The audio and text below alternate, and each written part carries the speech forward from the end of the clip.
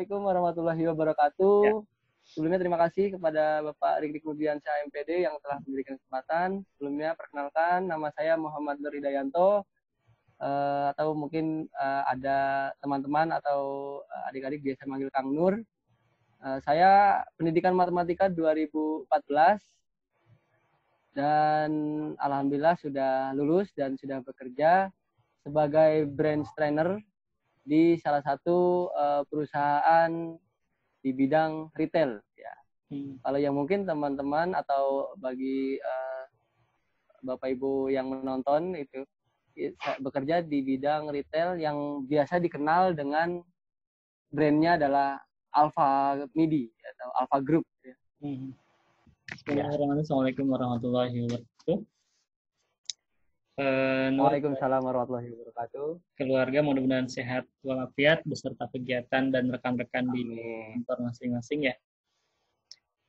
Seperti yang sebelumnya, pembicaraan kita akan berseputar di pendidikan matematika UIN Bandung, kemudian alumni, ya. Lalu dari mana mengenal matematika, kemudian proses pembelajaran, dan kita akan lebih cenderung kepada karirnya, pengembangan karir. Nah, sekarang saya akan sedikit rubah urutannya, dari mulai karir dulu lah, dari akhir ya. Dari akhir. Boleh Pak. Karirnya semenjak lulus, terus ngapain, kerja di mana, prosesnya bagaimana, dan seperti apa gitu. Silakan Nur. Oke, bismillahirrahmanirrahim. Assalamualaikum warahmatullahi wabarakatuh. Terima kasih kepada Bapak Rikdik Nurdiansyah MPD yang sudah memberikan kesempatan hari ini podcast bersama Pak Rikdik. Ya. Untuk alhamdulillah selepas saya dari kampus di jurusan Pendidikan Matematika UIN Sunan Gunung Jati Bandung, bahkan sebelum saya keluar, alhamdulillah memang saya sudah bekerja di salah satu lembaga bimbel yang bergerak untuk melatih siswa-siswa yang akan masuk ke Sekolah Tinggi Akuntansi Negara. Dan itu saya jalani, dan sempat saya jalani dengan profesi saya yang sekarang berbarengan, Pak. Alhamdulillah. Berbarengan. Jadi setelah saya lulus, saya sementara di bimbel sambil ternyata ada lowongan juga untuk di salah satu perusahaan sebagai trainer cabang di salah satu perusahaan yang bergerak di bidang pemasaran retail. Nah, di situ saya coba untuk melamar dan alhamdulillah keterima, dan sampai saat ini sudah saya jalani hampir 2 tahun. Cuman memang untuk lembaga yang bimbel tersebut saya berakhir sekitar hampir setengah tahun saya di pekerjaan yang baru. Saya memutuskan untuk mundur, Pak. Jadi sekarang fokus di perusahaan yang sekarang seperti itu, Pak. Sekarang sebagai apa nih? Sekarang saya profesinya sebagai branch trainer, Pak, atau trainer cabang di salah satu perusahaan retail. Jadi training untuk karyawan-karyawan di perusahaan tersebut, Pak, terutama di bidang operasionalnya. Retail itu kayak minimarket gitu ya, berarti? Ya, betul, Pak. Minimarket, supermarket. Oke. Di situ yang ilmu matematik apa yang dipakai di situ? Wah, kalau ilmu yang paling utama yang saya rasa kepake banget sih sebenarnya ilmu komunikasi dan lebih ke pendidikannya, Pak. Karena sebagai di bidang training juga ada seperti kurikulum, lalu misalnya kalau mungkin bahasanya aja yang berbeda. Kalau misalnya di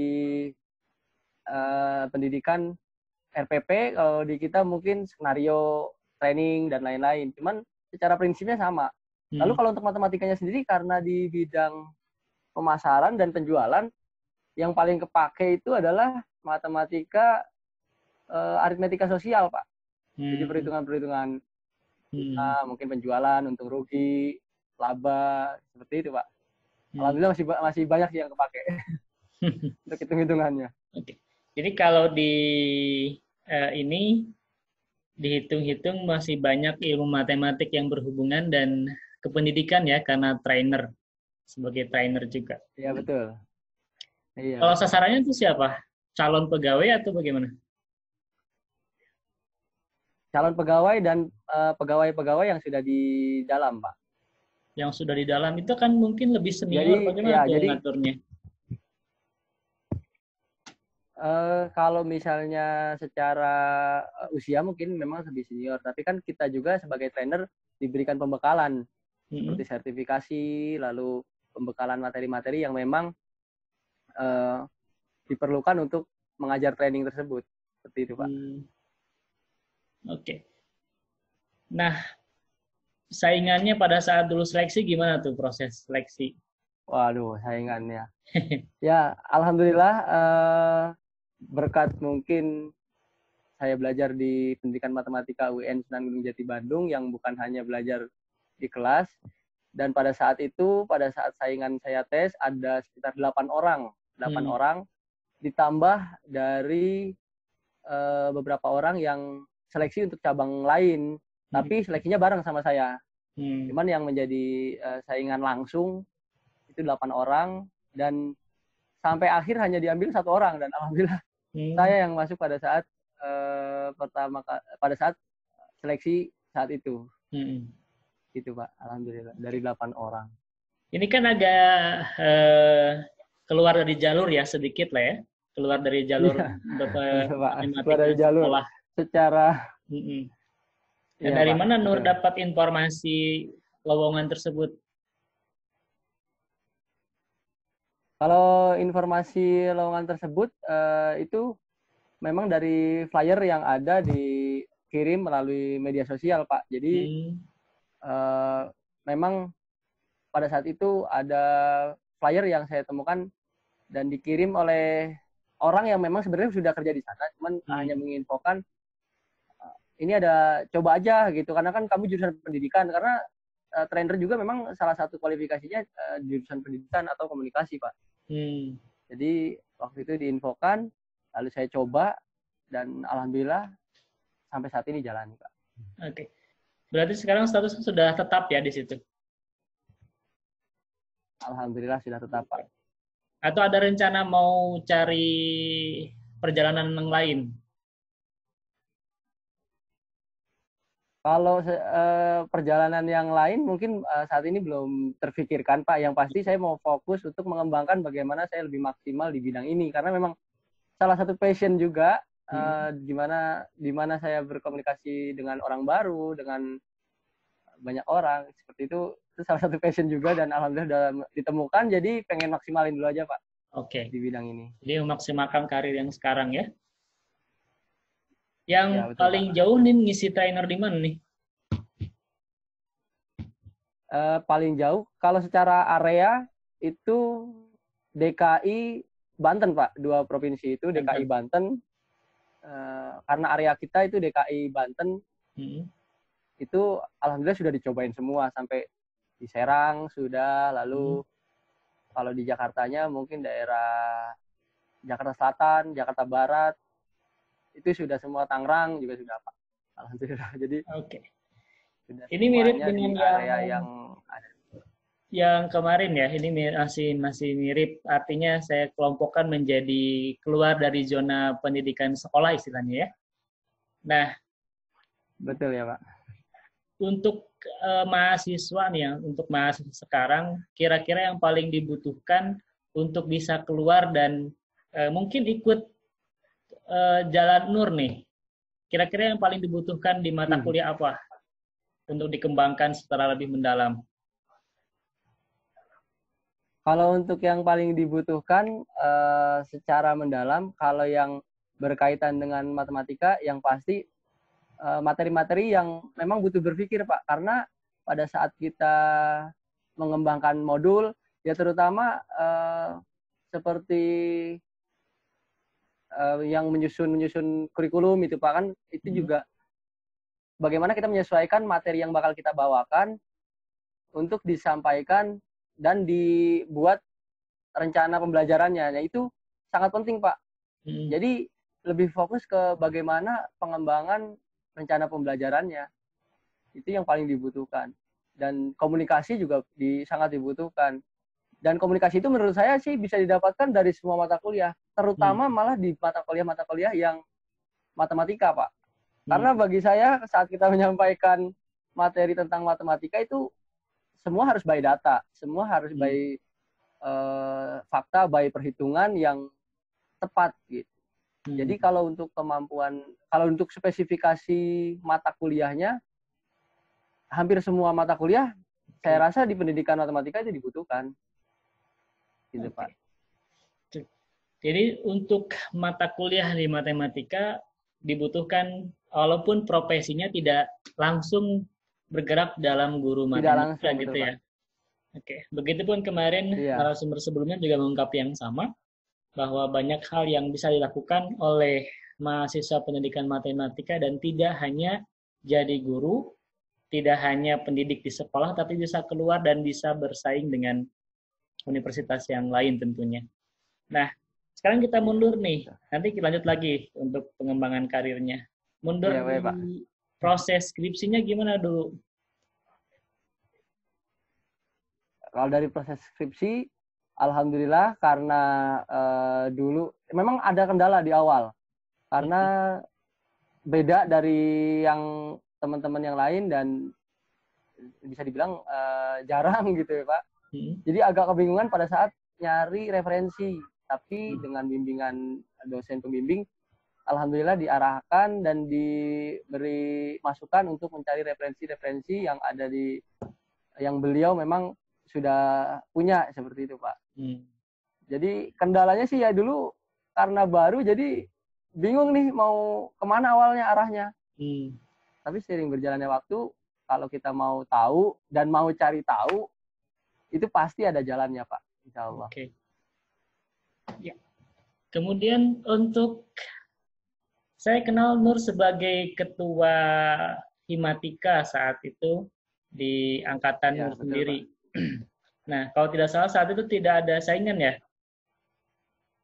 Ya, secara calon tidak ada saingan, Pak. Tapi secara proses agak rame, Pak. Gitu.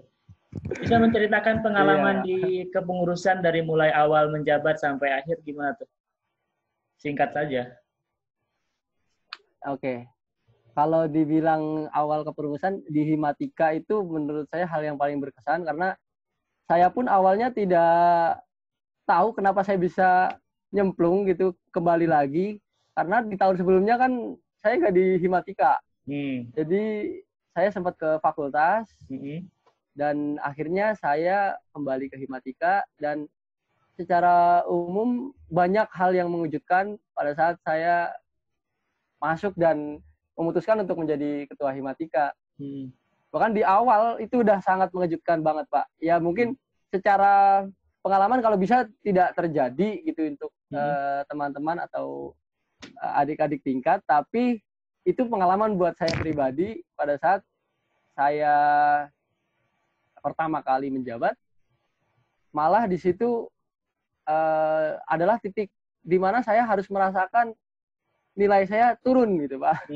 Turun dan waktu itu sempat ke Bapak juga. Hal yang pertama saya lakuin adalah ke Bapak dan ke Ketua Prodi pada saat itu Ibu Dr. Anda Juaria. Dan di situ saya minta maaf karena saya merasa bertanggung jawab. Nah, ini juga aduh jadi kebongkar ya. Terus, karena keinget lagi nih masa-masa itu. Jadi yang saya lakukan pertama kali adalah minta maaf untuk kenapa hasil belajar saya jatuh dan tapi di sisi lain saya punya tekad dan alhamdulillah itu tercapai bahwa di semester selanjutnya saya akan balas dengan nilai yang di atas 3,5 gitu. 3,25. Maaf. Di atas 3,25 lah paling tidak karena harus menutup nilai yang sebelumnya. Dan alhamdulillah itu tercapai dan ya penyesalan yang di awal itu udah agak lepas sih, cuman itu mengagetkan. Tapi ada hal lain kalau secara organisasi yang membuat saya bangga dengan semua kepengurusan saya pada saat itu. Pada saat kita punya satu kepengurusan itu punya mimpi sama-sama, di mana dulu satu momen pada saat itu baru satu jurusan di Fakultas Tarbiyah yang berani mengadakan kegiatan di Aula Anwar Musadat. Dulu masih baru-barunya tuh, Pak. Nah, akhirnya di kepengurusan sepakat semua kita akan mengadakan di Aula Anwar untuk kegiatan Prima yang pertama 2017 pada saat itu. Dan itu membuat saya bangga dengan semua teman-teman kepengurusan pada saat saya menjabat menjadi ketua Himatika. Itu sih Pak momen yang paling menurut saya paling wah gitu secara singkatnya. Oke. Dari Gitu, Pak. pengalaman organisasi di kampus, ngaruh nggak ke karir sekarang? Apa yang ngaruhnya? Sangat berpengaruh, Pak. Sangat berpengaruh. Dari sisi pribadi, saya merasa pekerjaan saya ini, saat ini, saya seperti halnya masih kuliah gitu. Karena kegiatan mengajar, lalu kalau ada kegiatan di kantor, itu kita jadi panitia, bahkan kita terkadang harus mengisi sesuatu berdasarkan materi yang kita isi. Itu seperti halnya pada saat dulu berkuliah gitu. Walaupun memang secara konteks beda sekarang. Punya tanggung jawab lebih karena statusnya bekerja gitu. Tapi secara perasaan gitu ya, karena udah biasa sibuk gitu kalau kata orang. Jadi saat disibukkan ya sudah terbiasa aja gitu, Pak. Dan ada relasi juga yang membuat kita kalau misalnya mau kemana-kemana itu nggak bingung gitu, Pak. Karena setelah di Himatika, dan salah satunya ya saya berterima kasih juga dengan Himatika, itu yang mengantarkan saya untuk aktif di Ikatan Himatika se-Indonesia, itu juga yang mengantarkan saya. Jadi banyak kenangan di Himatika. Jika dipresentasikan nih, kalau Nur tidak ikut di Himatika, misalnya, berapa persen kira-kira yang hilang kegiatan atau pengalaman yang saat ini Nur pakai saat di organisasi? Atau berapa persen ngaruhnya organisasi terhadap karir sekarang? Kalau menurut saya sih bisa lebih dari 50%, ya sekitar hampir 60%, Pak. Ya tidak memungkiri bahwa akademik itu sangat diperlukan. Karena mau tidak mau pada saat kita berkarir, yang pertama dilihat pada saat kita mengirimkan CV atau apapun ya itu kemampuan kita. Nah, baru setelah masuk ada di depan gerbang, ya kemampuan kita secara realnya di situ dibuktikan. Menurut saya bisa sampai 60%, Pak. Sampai 50% ya. Jadi saya bisa katakan bahwa yang tidak ikut organisasi maka akan menyesal sebanyak 50% begitu ya pada saat berkarir. Iya, Pak. Gitu. Betul, nah, Pak. Kemudian pada saat kegiatan akademik di pendidikan matematika di perkuliahan, mata kuliah apa yang jadi favorit nih? Dan dosennya siapa yang jadi favorit? Waduh, ini nih. Kalau mata kuliah sendiri yang saya jadi favorit, walaupun saya tidak bisa bilang favorit itu pasti jago ya Pak, tapi saya lebih senang prosesnya, itu salah satunya analisis real Pak. Saya senang di proses untuk analisis real, ya walaupun nggak bisa dibilang jago juga saya di analisis real, cuman kalau disuruh mikir tuh merasa tertantang gitu untuk mata kuliah analisis real. Karena salah satunya juga pada saat saya semester 5 yang turun itu ya awalnya penyebabnya ya saya turun di analisis real. Tapi saya perbaiki dan alhamdulillah bisa menjadi nilai yang oh ternyata saya bisa loh, harusnya ini waktunya nggak kebuang buat saya ngulang misalnya. Tapi memang dulu effortnya kurang. Kalau ditanya dosen ya Pak, aduh banyak banget nih Pak. Karena setiap dosen pasti punya momen, Pak, yang berbeda. Gitu ya. Cuman, yang teringat momen apa tuh? Memang ada yang teringat, saya salah satunya adalah pada saat saya yang paling favorit aja, Pak ya. Boleh. Nggak apa-apa ya, Pak. Ya, jujur saya memfavoritkan Bu Juwaria karena beliau salah satu yang sangat mendukung pada saat baik itu di akademik, ya pada saat saya jatuh itu, lalu pada saat di kegiatan, dan beliau pula yang dulu membantu pada saat kita ingin mendatangkan Presiden Indo MS, Pak. Jadi di situ alhamdulillah itu sih momennya yang paling saya ingat, dan ya sudah seperti ibu sendiri. Seperti itu. Jadi walaupun dulu ekspektasinya akan dimarahin itu pada saat nilainya jatuh, ternyata ya dimarahin tapi dengan cara yang kamu bangkit, kamu pasti bisa, seperti itu. Itu sih karena ada momen yang paling membuat saya titik balik secara akademik. Dari segi buku apa yang paling pertama kali dibeli? Buku yang paling pertama kali dibeli itu malah justru bukan buku matematika, Pak, awalnya. Buku apa? Buku landasan pendidikan. Kenapa? Karena dulu menarik atau apa? Karena pada saat dulu yang pertama buku matematika itu udah sempet tahu celah untuk minjam ke kakak tingkat dulu gitu, Pak. Walaupun di akhir-akhir saya beli juga akhirnya. Akhirnya saya beli juga karena kan nggak mungkin kakak tingkatnya ternyata dipakai untuk PPL, untuk misalnya skripsi dan lain-lain. Akhirnya saya beli juga. Cuman untuk buku yang pertama kali saya beli justru buku kependidikan, karena di sana saya merasa butuh dan belum ada jalan keluar buat buat pinjemnya gitu atau buat sumbernya dari yang lain gitu, Pak. Aduh, jadi ketahuan tukang minjem saya. Oke. Kalau pertama kali kenal pendidikan matematika, kenapa milih di UIN Sunan Gunung Jati Bandung? Padahal kalau secara letak geografis di ujung, secara kualitas kita masih punya ada UPI, ada yang lainnya yang lebih di atas. Kenapa milih prodi matematika di UIN Bandung?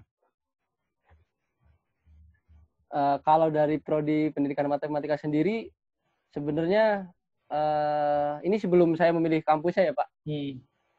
Sebenarnya saya seneng ke bidang teknik awalnya, cuman setelah diskusi dengan orang tua dan diarahkan untuk ke pendidikan, ya udah akhirnya menemukan titik tengahnya di pendidikan matematika, walaupun secara pengalaman di sekolah pun ya alhamdulillah memang nilai matematika dari nilai yang lainnya lebih besar gitu. Cuman awalnya memang seneng di teknik. Dan kalau UIN Bandung sendiri atau UIN Sunan Gunung Jati Bandung itu pertama tahu itu karena guru pembina OSIS saya pada saat dulu saya jadi ketua OSIS itu lulusan UIN, Pak, cuman di pendidikan agama Islam. Nah, disitulah dikenalkan tentang UIN Sunan Gunung Jati Bandung yang memang secara kualitas disampaikan sudah bisa bersaing seperti itu. Karena beliau menceritakan betul dari mulai IAIN sampai menuju UIN gitu. Sekarang udah mulai berkembang, Nur. UIN udah mulai berkembang. Kalau kamu bisa di sana, insya Allah nanti akan terus berkembang, dan terbukti sampai hari ini alhamdulillah. Jadi, dan saya ke Bandung itu, ke UIN baru tahu kampusnya itu ya setelah saya daftar ulang, Pak. Sebelumnya belum tahu sama sekali, belum pernah jalur SBM, Pak. SBMPTN tulis, iya, SBMPTN tulis.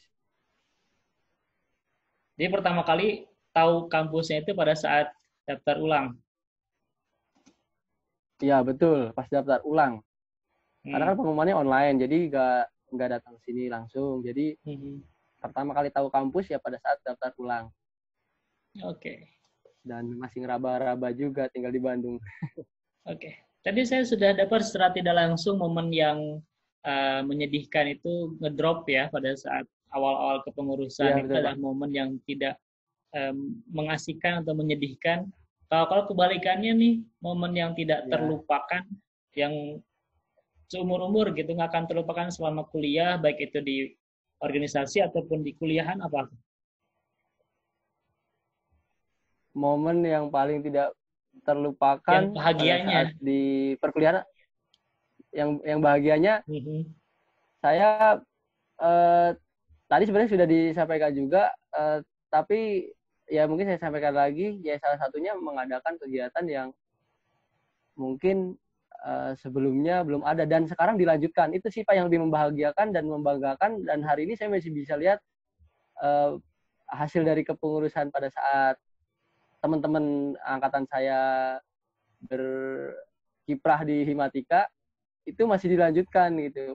Karena kepengurusan selanjutnya ada beberapa yang memang konsultasi, ini gimana dulu ininya. Kalau yang mungkin masih di bawah saya 1 atau 2 tahun itu kan masih ikut pada saat kepengurusan. Yeah. Tahu sejarahnya gitu, gimana deg-degannya dulu gitu. Tapi yang selanjutnya ini sempat nanyain juga, ya saya bilang, kalian patokannya jangan ke kegiatannya, tapi ke inovasinya, bahwa setiap kepengurusan itu pasti ada inovasinya, dan tugas kita bukan untuk membandingkan antara satu kepengurusan dan yang lainnya, tapi gimana caranya kita berkontribusi dengan inovasi yang lebih baru lagi, seperti itu. Dan itu membuktikan Himatika selalu lebih baik tuh sampai hari ini, alhamdulillah Himatika selalu lebih baik. Kalau dari segi kuliahnya?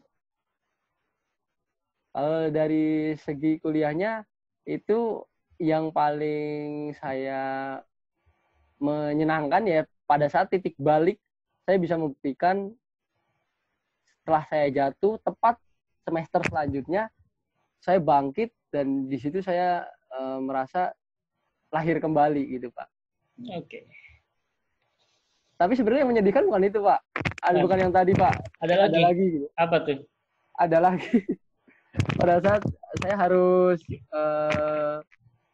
opname, masuk rumah sakit di awal semester 2 gitu kalau nggak salah. Di saat di situ memperjuangkan kegiatan besarnya Himatika juga. Tapi saya pada saat hari H, teman-teman semua merasakan euforia kegiatan puncak, saya nggak bisa hadir di sana. Itu sih salah satu yang menyedihkan juga. Di rumah sakit? Iya Pak. Oke, kembali lagi ke proses pengembangan karir nih. Untuk tadi ya, kan Pak, proses pengembangan karir saya sudah punya 2 poin. Yang pertama adalah pengembangan di komunikasi, kemudian yang kedua adalah di pendidikan, di materi-materi matematikanya, terutama di sosial. Yang ketiga adalah organisasi, gitu ya. Nah, selain itu ada lagi yang bisa yang bisa dibutuhkan nanti pada saat sudah keluar dari pendidikan matematika. Selain 3 hal itu. Untuk saat ini kita belajar dari keadaan yang tidak pernah dibayangkan sama semua orang pada saat pandemi ini. Salah satu yang hari ini dan saya yakin seterusnya akan dibutuhkan yaitu kemampuan dalam hal teknologi, Pak. Itu sangat penting hari ini dan seterusnya, karena era digital hari ini sudah sangat berkembang. Bahkan ini pun program ini pun salah satunya ya lahir dari era digital seperti itu. Dan itu sangat diperlukan. Jadi, dan itu bisa include ke semua materi. Karena sekarang ada banyak platform pembelajaran yang sebenarnya bisa kita buat sendiri, Pak. Jadi baik itu secara, mungkin ada alumni kita yang menjadi programmer, membuat benar-benar dari nol, ataupun kita mengembangkan yang memang sudah disediakan sama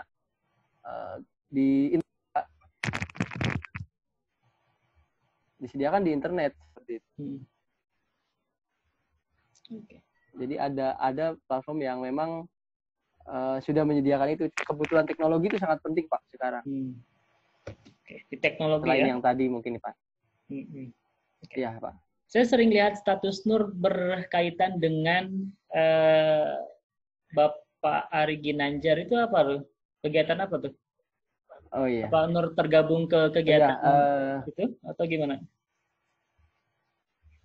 Ya kalau secara kegiatan memang saya ikut belajar di sana Pak. Jadi Bapak Ari Ginanjar itu memang memiliki lembaga, salah satu lembaganya adalah Leadership Center. Jadi disitulah saya yang tadi saya bilang, saya berusaha mengembangkan karir, mengembangkan kemampuan untuk bagaimana saya mengerti tentang dunia training yang ternyata sangat luas ya. Kalau kita biasa dengar mungkin selain Pak Ari Ginanjar ada dulu pernah datang juga ke UIN pada saat saya ikut, ada Mario Teguh dan lain-lain seperti itu. Itu memang dunia training itu juga termasuk dunia training, dunia public speaking itu sangat luas. Jadi itu sih lembaga di mana saya mengembangkan karir, belajar tentang bagaimana dunia training dan lebih ke kalau beliau basicnya tentang emosional dan spiritual quotient, kecerdasan spiritual dan emosional Pak. Jadi bagaimana kita mengendalikan diri secara emosional dan juga spiritual. Itu sih Pak sedikit penjelasan singkatnya kenapa saya sering posting, karena beliau guru saya dan alhamdulillah saya juga sudah wisuda di sana dengan mengikuti beberapa training yang memang berjenjang dan ya banyak ilmu yang didapatkan dari sana gitu Pak. Oke. Pada saat kuliah pernah nggak terpikir untuk atau apa yang pernah Nur lakukan untuk nambah-nambah uang jajan nih? Berwirausaha atau ngisi bimbel? Iya, pada saat kuliah memang jujur saja kalau dari saya pribadi memang tidak bisa sepenuhnya mengandalkan dari beasiswa orang tua ya Pak. Jadi sedikit-sedikit saya sambil ngajar juga di salah satu bimbel dan itu saya jalani hampir full selama kuliah. Lalu bahkan sampai lulus Pak. Lalu sempat juga jualan makanan-makanan ringan ya, walaupun target marketnya itu masih teman-teman sendiri ya, tapi disitulah pengalaman yang di luar akademik dan organisasi Pak.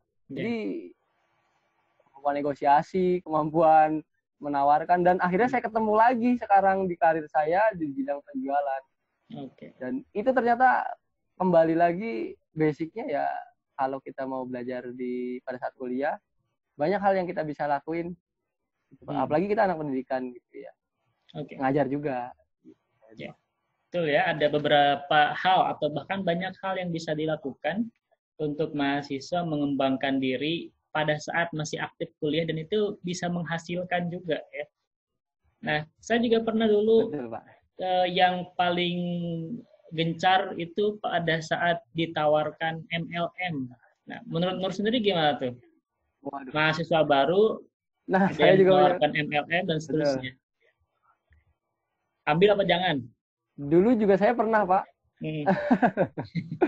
Dulu pernah ada pengalaman juga ditawarin seperti itu. Tapi kalau saya prinsipnya pada saat saya belum tahu ilmunya, lalu belum tahu bentuknya, dan saya memang masih buta dengan dunianya seperti itu, saya tidak bisa langsung ambil itu. Makanya waktu itu pernah sempat ditawarin juga. Tapi saya nggak saya ambil karena saya tadi prinsipnya pada saat saya buta ya, saya lebih baik tidak mengambil daripada ada orang yang mungkin lebih tahu tentang ilmunya atau mungkin lebih kompeten di bidang itu. Jadi nggak saya ambil pada saat itu. Ada Pak dulu yang nawarin juga kayak gitu. Iya, berarti sama ya. Maka setiap mahasiswa baru nih hati-hati ya kalau berpapasan atau ditawari prospek, progres dan lain-lain tentang MLM. Kalau memang tidak tahu sama sekali, jangan sampai tercebur. Karena apalagi harus mengorbankan uang kuliah untuk modal, nah itu lebih juga sangat berbahaya. Oke, sekarang betul Pak. Sesi terakhir nih. Pertanyaannya saya tumpuk. Iya, Pak. Harapan apa yang Nur ingin sampaikan untuk prodi? Yang kedua, harapan apa yang ingin Nur sampaikan untuk mahasiswa yang sekarang?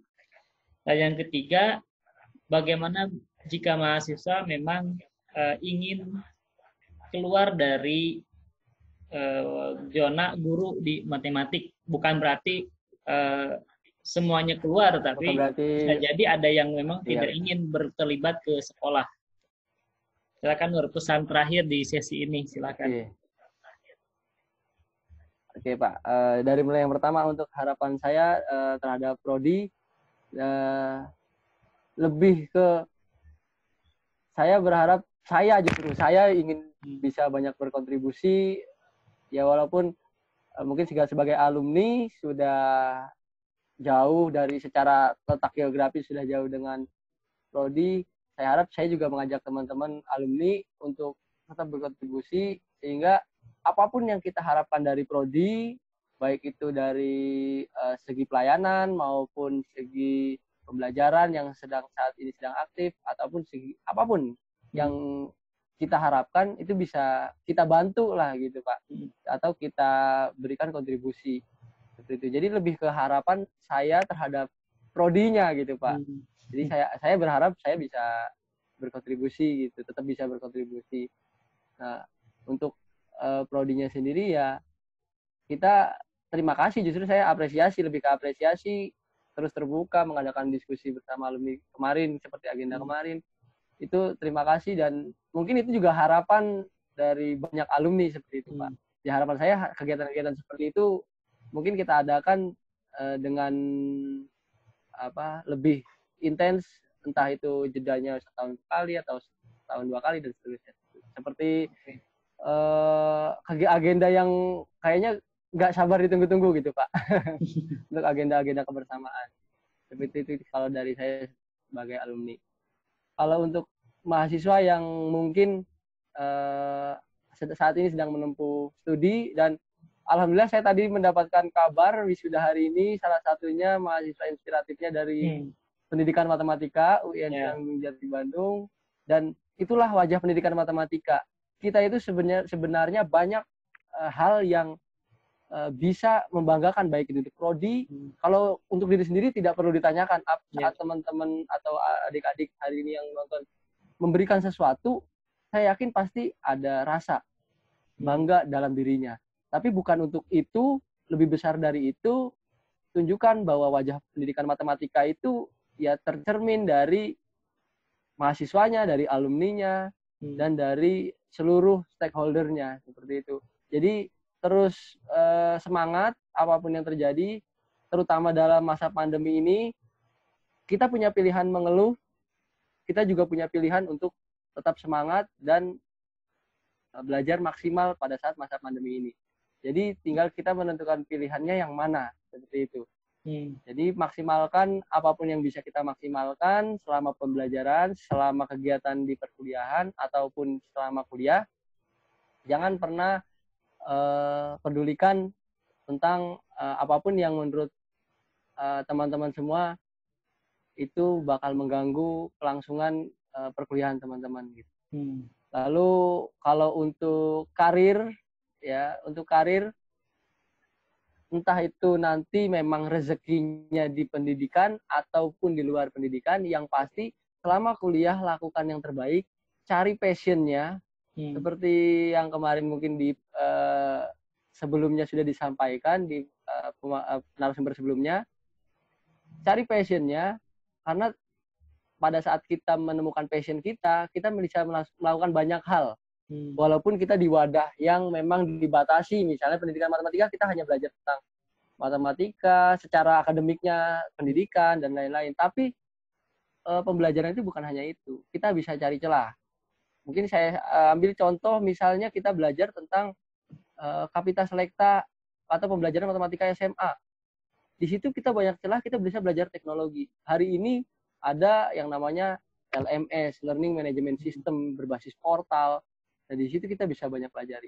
Ambil peluang-peluang seperti itu hanya satu dari sekian banyak peluang yang teman-teman bisa manfaatkan untuk pengembangan karir nanti setelah lulus, seperti itu. Tinggal kalau kita sudah punya kemampuannya, pada saat ada peluang karir yang memang sesuai dengan passion kita, kita tinggal keluarkan kemampuan. Yang jadi masalah adalah saat ada peluang, kemampuan kita belum memadai. Itu yang akan jadi masalah pada saat kita ingin, tapi kita tidak mampu. Gitu. Karena kesuksesan ya atau ketercapaian keinginan, ketercapaian mimpi kita itu adalah pertemuan antara keinginan dan kemampuan, mau tidak mau seperti itu. Paling yang bisa saya pesankan, tetap semangat. Ya. Terima kasih Nur atas waktunya. Mudah-mudahan bermanfaat dan kita selalu dalam keadaan sehat, Nur, keluarga dan calon keluarga. Saat tidak langsung tadi saya lihat ada yang terpasang di jarinya, berarti sebentar lagi. Aduh. Amin Pak, mohon doanya. Terima kasih ya atas waktunya. Kita ya Pak, terima kasih juga atas waktunya, atas kesempatannya. Ya. Assalamualaikum. Alhamdulillahirrahmanirrahim. Waalaikumsalam warahmatullahi wabarakatuh.